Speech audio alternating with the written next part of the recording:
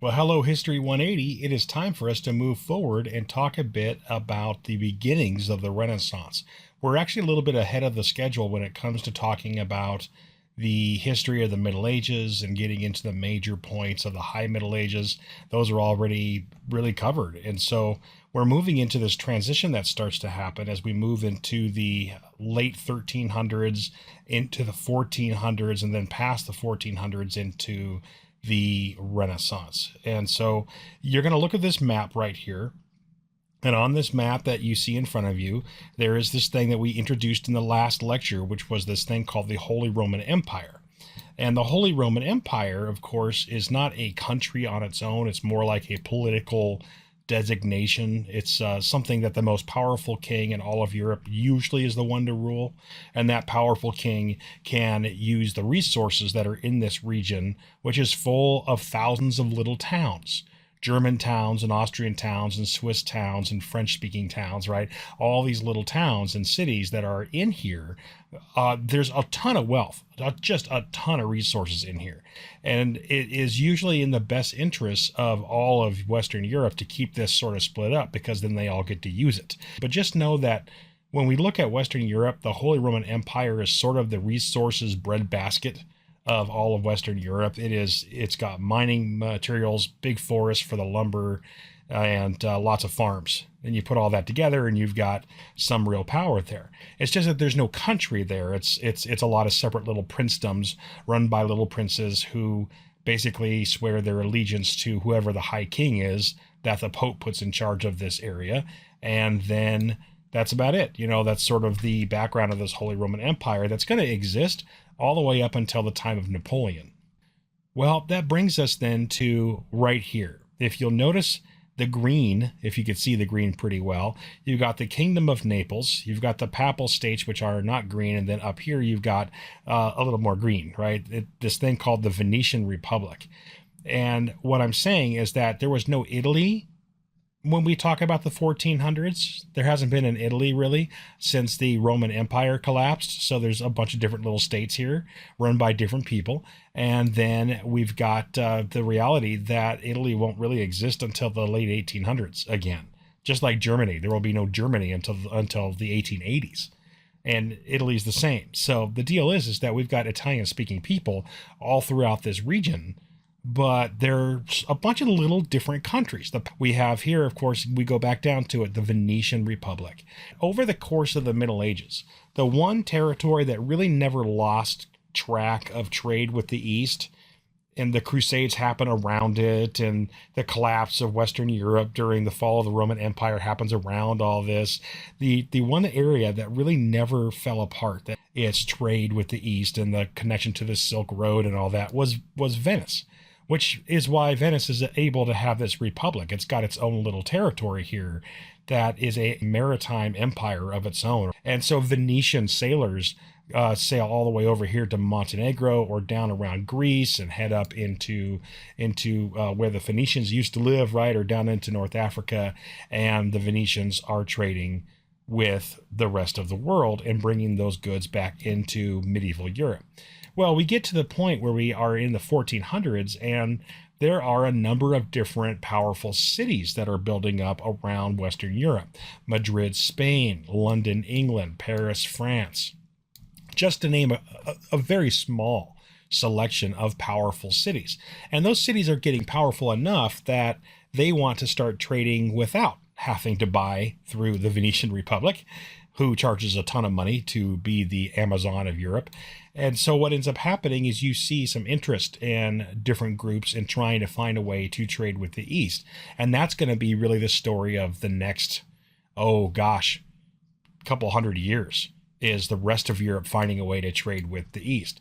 Now, I'm not going any further than that part. What I want to say is that as we enter the Renaissance, what has already been happening in the Venetian Republic and in the Kingdom of Naples and the famously wealthy cities of Florence and Milan and others, the Renaissance really started here back in the 1200s.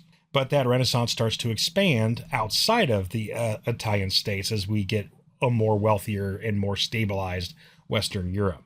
So we call this the rebirth. Again, the Renaissance had already existed in Italy, in the Italian states. It's just that the rest of Europe starts to glom onto it into the 1400s, and so we've got our rebirth. Right? By the way, Genoa I always find to be interesting because whenever Western Europe wanted to fight with itself, the very best crossbow mercenaries that you could hire to be in your army and fight with artillery, unless they came from England, were going to come from Genoa. And Genoa were your crossbowmen. So whenever you see images of the French army going out with crossbows, those crossbowmen are probably not French. They're probably Genoan, and they're hired mercenaries. So Genoa makes really its money from hiring out its people as soldiers. Florence, of course, is art and trade, and Venice is art and trade. So let's talk about the class systems in medieval culture, and then we'll talk about how that expands as we get into the merchant era of the Renaissance, where a lot of trade is happening. In medieval culture, you've got these two lower classes. You've got serfs that, until the Crusades, the serfs are really a slave class. The serfs continue to be a slave class in most of Europe, but especially places like Russia. But in Western Europe, the serfs will start to evolve out of being a slave class when they're allowed to go on crusades, and they start to become a little bit more like the free peasant labor class. So there's going to be, when we really look at the very early Middle Ages, the serfs are basically a slave class of whatever nobles own the land that they work on. And then the free peasants are the ones that are basically a freer labor class. They don't belong to the land. They can move around. They might also be some kind of merchant as well, or sailors or whatever, and they're not stuck to the behest of a single noble. So there's far more serfs than any other group of people in the entire medieval system, right? Because you have all that slave labor that we call serfs. We also have the lower level of the priesthood that fits in this lower class, this kind of labor class. All right, how about nobility? This is the other most common class. You've got the serf class, the labor class, made up of these three groups, and then you've got the nobility. Now, to be in the nobility, you have to be able to prove noble blood. You cannot. I know we always have these romantic notions of people moving from this level to this level. There being some kind of raising up into nobility. That was not something that happened. Not usually, not ever. It was just, if you're part of the nobility, you don't want other people coming in because you are already in steep competition with all the other nobles. You don't need like commoners coming in to become nobles. It's not going to happen. There are very few exceptions that are exceptional because they happened. All right. So nobility. You have to prove noble blood, and there's lower nobles and upper nobles, and we're going to keep it simple. So there's this one class of nobles called the maid nobles. They're already born of a noble family, but they don't really have a title. They're like a son of somebody. And what happens is that if you're kind of the part of the lower nobility, your father is in charge of a small plot of land that's about the size of, say, the town of Lake Forest, and there's a little Mott and Bailey castle. The knights that your father manages are basically the police force, the town sheriffs and all that stuff, and that's really it. Well, if you're born to a minor noble and you're part of the military structure of your kingdom because your father happens to be a knight, then what's going to happen is you're going to train to be the same thing. You're going to train to replace your father. So you start out as a squire, really a man at arms. You move up to being a squire, and then you become a knight eventually. And as a knight, you may be granted a small plot of land, which you will rule. You will rule for your king and your barons and your dukes, the upper nobles. So basically, if you are a knight, you're a type of law enforcement mostly. And then whenever there's a need for the military, you may be called up for a few months out of the year to serve. You made most of your money, not from your family and not from the serfs and all that stuff, although you may have to collect taxes and all that. That might be your job as a knight, but you make most of your money competing. So you go to tournaments and that sort of thing. If you are a knight, you have to actually go and become like an athlete. You might be like the kind of person that earns their money in the NBA or something like that. That's really what a knight's going to do. Okay. You could also join the upper priesthood. If you're an upper noble, All right, and you are the second born son, which means you're not going to inherit your father's estate because you're the second born. Then you might go to the church, and your father will pay money for you to be higher placed in the church than, say, these peasants are. So you're going to be eventually, if you're the second or third or fourth born, a bishop or a cardinal or something of that sort. The other people of the nobility that might go to the priesthood and become a nun would be the more inconvenient noble daughters. You know, the daughter that you can't marry to somebody for some reason. The daughter that just doesn't really help your family out. You can, you can essentially sell her off to the church. that happened quite often. Landed nobles. These are the ones that are from the wealthy families, like the super wealthy families. And so you're born to a duke or a baron, which means you are going to inherit, as long as the king approves, the role of a duke or a baron. Okay. Also, kings come from the same class. So the older nobility, the richer nobility that exists everywhere you go, your Kennedys and Johnsons and all that stuff, they're all the landed nobles, right? And so here we go. All right. Now, the middle class does exist, but only in some of the major cities that have trade going on. Because wherever you have commerce, you actually need a middle class. The middle class is your artisan class. They're the people that can make things that you might need if you're a noble. So, if you look at big cities like London or Paris or the Renaissance cities of Genoa and Venice and Florence, there's lots of middle class labor. But that labor is different, and we'll talk more about them. As we move into the Renaissance, this middle class will expand in a lot of other cities throughout Western Europe, and that middle class is going to be. So, I want to mention this one last thing because this will play a role later as well as we study the region. Jewish trade routes are going to be your most comprehensive, oldest trade routes that existed since the Roman Empire and during the rise of the medieval states and into the Renaissance. You've got trade routes that were going this whole time, and they were run by old families of Jewish heritage that really made their money through trade. Certain famously rich, wealthy merchant families of Jewish traders who are going to continue to expand into Europe, and they're going to develop a very consistent system of trade between the rising Islamic empire and the Christian kingdoms of the West. One of the reasons for that is the Muslim faith and the Christian faith, both of them are technically conversionist faiths. They fight each other for conversion. The Jewish faith doesn't really do that so much. The Jewish trade families don't really have to worry about being at odds with the other two main religions that are developing as we move into the late Roman era and into the Middle Ages, which means that as long as the political climate is okay, then Jewish families who were born in the towns of which they trade or traveled around will have access to some trade. What makes them important? Jewish trading families are reliable, that there's just more depth of wealth in these older families that happen to have continued established trade throughout Europe. And it is true that on both sides of the coin, there were risks of persecution. There were years and years of relative peace between Jewish merchants, and then times where just things would change and the outsiders, the ones that are not really of us because, they're connected to all these other people around the world and therefore they're not the same as we are, we English or French or whatever, would sometimes persecute Jewish people. So the deal is that there are some amazing stories where you've got kings. King John of great fame, right? Of, John and Richard. King John was famous for this. He would borrow money to try to pay off the crusades his brother went on. And then King John would then start an inquisition and use the church to persecute the Jewish merchants that he borrowed money from, to either kill them or torture them or force them to flee so that he never had to pay them back. So this is an idea of the Jewish trade routes that existed in Eurasia throughout this period of time. Really quite impressive, and existed alongside with and inside the Hanseatic trade routes, and it's all over Muslim North Africa, down through the Red Sea, up through the Persian Gulf, all the way over into India.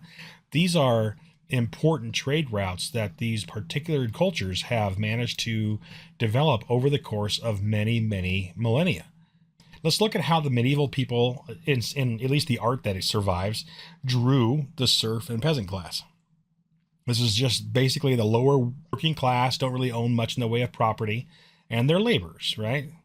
You've even got notice of them here, the Bayeux Tapestry. This is the actual tapestry. And you look down here on the bottom of the Bayeux Tapestry that we talked about with the conquest of Normandy. You've got peasant class people that lived in the region of the Battle of Hastings, pulling off the armor of the dead troops so that they could take that armor and sell it. Because honestly, this armor was worth a fortune. They're just here, these landed laboring class. How does the art of the Middle Ages look at the noble class? Well, you got the knights earning their money by basically competing in sporting events while the other nobles watch for entertainment, right? So you have that happening where these guys are gaining glory on the field. You've got more images of that sort of thing that show up in the manuscripts of knights going off to battle and the trebuchets and some comical images and that sort of thing, right? You've got the ladies hanging out with cherub-like kids, raising children and just having a picnic, doing the things of polite, noble society, picking berries and stuff. Over here, the same kind of thing, where you've got a man and a woman, they're getting married, but you kind of see this image of a castle in the background of which they're from. Now, let's look at how we look at that kind of nobility today. If we look at, what would we see as the aristocratic classes in the Western world today? You've got a guy here that is a born wealthy person. I'm not getting into names, but this is a person that exudes nobility. He is on a large estate. He's got this beautiful car, a very expensive car, and he's not the one digging. You notice he's wearing a very nice, very expensive suit, probably a $20,000 suit, and he's holding the shovel. Somebody else is digging for him when you're not looking, right? And he's going to bury this car. All right, this is kind of the same thing as being the sort of guy that shoots his car into space just because he can. You're right, even though they're from two different class systems. But this is, sheer and utter just stinking wealth. Got the Kennedy family here, American aristocrats, old property wealth, kind of like the Irvine family over here. Property wealth, inherited wealth. All these kids didn't really have to work for their money. They inherited the money, and then they used that as they develop their own names, to become whatever they become. This is the image of very wealthy people in America. You look at this, they're not wearing, closed shirts with ties. They've got nice suits, they've got smiles. There's stuff going on behind their eyes, always the calculations, it feels like to me, but they're probably nice guys, and they're just there. And there's this confidence that they exude, but they're casual. Because usually the super wealthy generally are casual. They don't really have to go out in all the super, nice stuff. They're not trying to prove anything to anybody. They've already got the money. They can do pretty much whatever they want as long as they've got the prodigy. This sort of thing is the act of landed wealth, although we do see other people getting involved in it, like at the OC Fairgrounds. But when we look at the type of clothing, the bearing, having and training a horse for competition is no small matter. It's a very expensive pursuit. You have to have your own stables to do this, and training staff and care staff for the horses, right? The whole thing. This is a huge deal. Debutante balls, that sort of thing. This is the modern version of this kind of stuff. Okay, except that the soldiers aren't really part of this anymore, right? I suppose that's since the feudal system's gone. All right. Look at the way that the middle class of Western Europe during the beginning of the Renaissance in the Italian states looked like, and then we'll start to see what the middle class of the rest of the cities start to look like as Europe becomes a more Renaissance trading zone. All right. Where do these guys get their wealth if they get it? Well, they get their wealth from trade and not from hereditary entitlement. They don't have anything to fall on if they lose all their money. They're not nobility. So if they lose their money, or they risk their money, or the ships carrying all their trade get stuck in a storm or captured by an enemy, they have nowhere else to go. There is no I'm going to go to dad and borrow some more money or something, right? It just doesn't exist. So that's one of the things that the middle class never has, is that kind of I'm nobility with wealth hidden away somewhere. The kind of people that are this middle class in the trading cities are the people that do specialist types of jobs. It requires special training from childhood to do these jobs. So people that make the armor that the knights fight in, the weaponsmiths that the soldiers use, all right, the weapons, I mean, the artists that do the things like Da Vinci and Raphael, or the artisans that actually develop things like buildings, right? Your architecture specialists, metal workers, the ones that cast everything else, not the armors or weaponsmiths, but metal workers in general. And there's lots of sub groups here. Textile manufacturers, the people that find the raw textiles, turn it into something usable. The color dyeing industry alone was its own specialty. Shipbuilders, people that could actually specialize in building ships, and of course sailing the ships is a very special kind of middle class job. Bankers tends to be a job for reliable middle class people, as opposed to, say, people from the peasant class or even the aristocratic class, believe it or not, because these bankers are really banking, they're handling the banking for these guys as opposed to the nobles, who just kind of, the nobles ferret their money away. Really, they have them hidden in their castles and manors. They don't put them in a bank at this time, right? Okay. They could have exalted status because of their trade, because the nobles need them. The nobles need these guys bringing in trade, or making the armor, or making the weapons, or mining and crafting things out of metal and building the buildings and all that. So this middle class was able to garner certain rights from the aristocrats, depending on the city and how big the city was and where it was, and what the aristocrats thought they had the power to do. So this merchant class in Renaissance cities were fairly powerful on their own. They were just never aristocrats on their own. They never had that born to nobility title. They just happened to be people that were trained and needed, right? They could serve in high municipal positions. Usually, when you talk about middle class people with money, so we're talking about the upper middle class, the business elite, they usually try to mimic the aristocracy. Okay, they want to be rich. They want to act rich. So if they get money, they're going to do everything they can to seem like they're really rich. All right. The difference between these guys and the aristocracy is that there's no real significance as to what they really do, because ultimately they're not aristocrats. So where the aristocrats couldn't go, like, say, the low theater, like, standing in the Shakespearean era theaters and all that, was not somewhere where aristocrats could go, because it's where prostitutes acted and hung out, and the lowborn hung out to watch their body entertainment. And so the aristocrats would not go there. Good God, if you're an aristocrat, you could hire people to come and throw a play in your manor somewhere. You didn't have to go down to the common people's theater.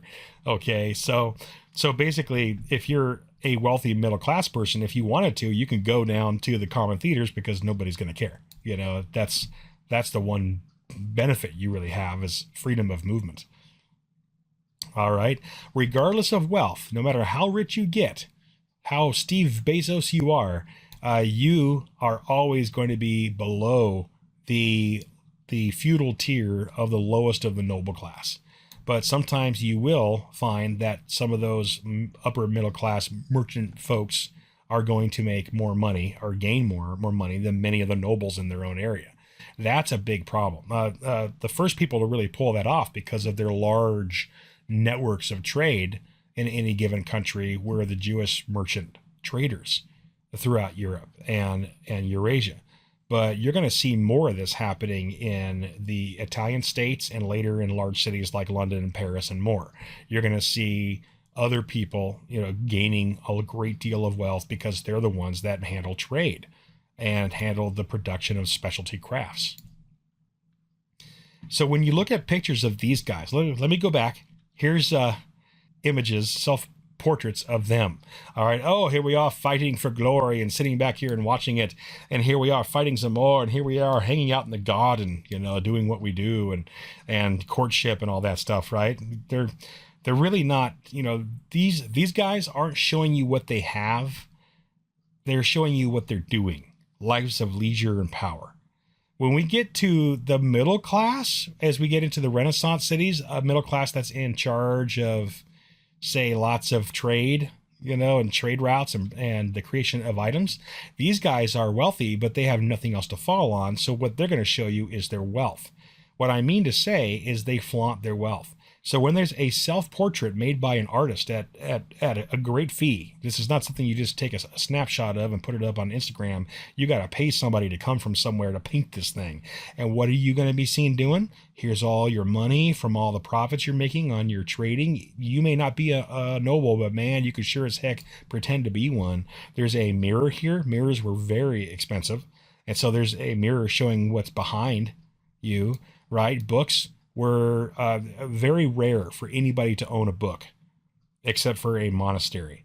Books were handmade. They were super expensive. The book you're looking at that's drawn here would probably cost you, if you went back to 1500 and you said, I want a book, and it's this book, this hand created, handcrafted book from start to finish, you're probably looking at about $30,000 to $50,000 for that book. Okay, this is a very expensive thing, and they've got one, and they're showing you they've got one. She's dressed in beautiful finery, all right, this velvet finery, and he's got his money there, and there's this mirror. There's no reason for that mirror to be there except to show you that they've got one, right?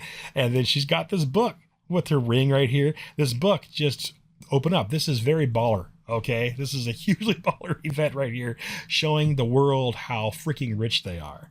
And these are merchant people. These are not aristocrats. They made money through trade or manufacturing of something.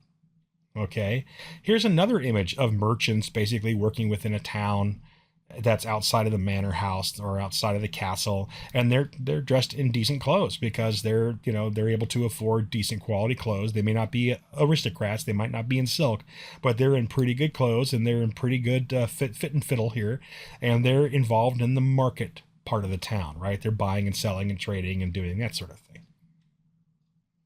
This is also another good image of the merchant class at work, right? This is all the trade happening where ships are coming and going that are being run by these guys.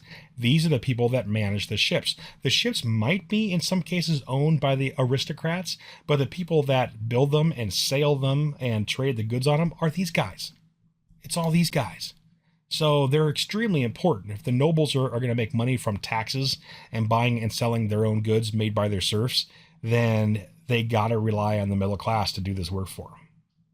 Here's the manufactories, right? You've got the artisans in here painting things for people and making the busts of things for people, beer and wine production, which I think is the most important part of society. I'm just kidding. But, right? And so we call these people, all these people we're looking at, we call them the bourgeoisie.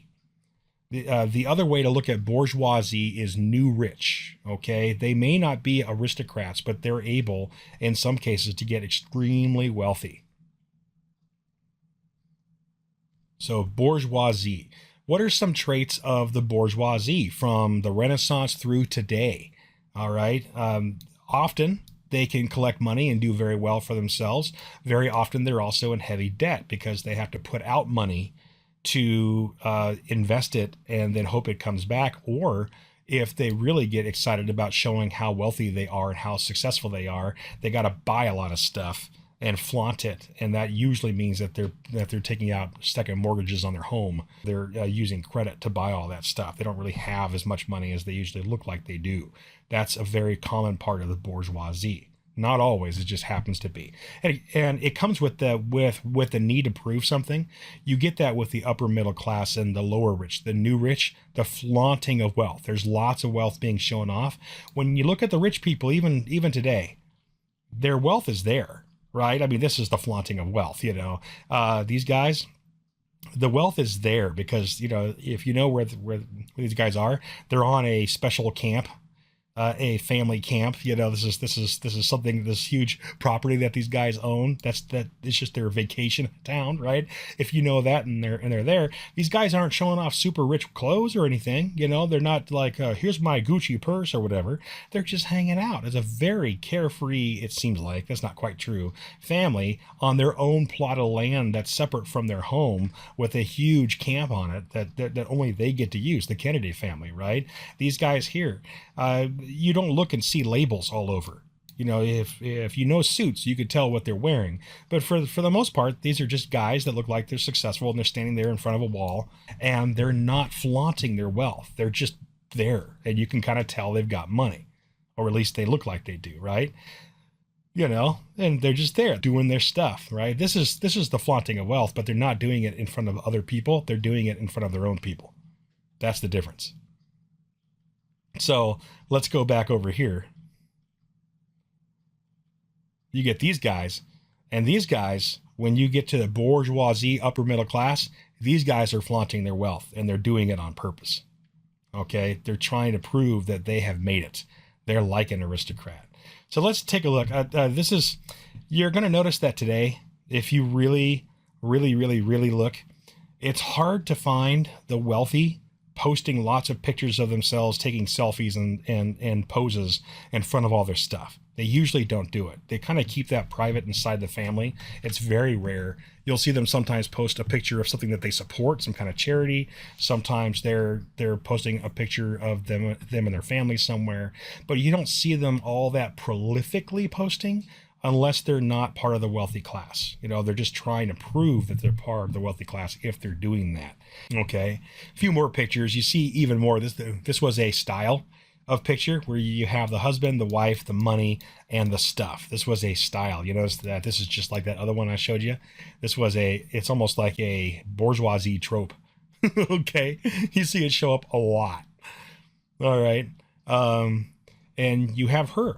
She's part of the bourgeoisie. She's a woman. She doesn't live in the castle, but she lives somewhere up on a hill, so she's doing okay for herself. And she's reading and writing. She's actually got some learned skills. So she may not be an aristocrat, but she could be like one if you wanted to marry her. And this is another painting of a guy from the Italian states, right? And this is, look at me, sir. You know, here I am. I paid to have this painting made by a professional so I could put it up and show you how awesome I am. A special type of garb that was being worn in the later part of the Middle Ages as we get into the 1500s. You know, very fancy clothes, believe it or not, with high heels and all. All right.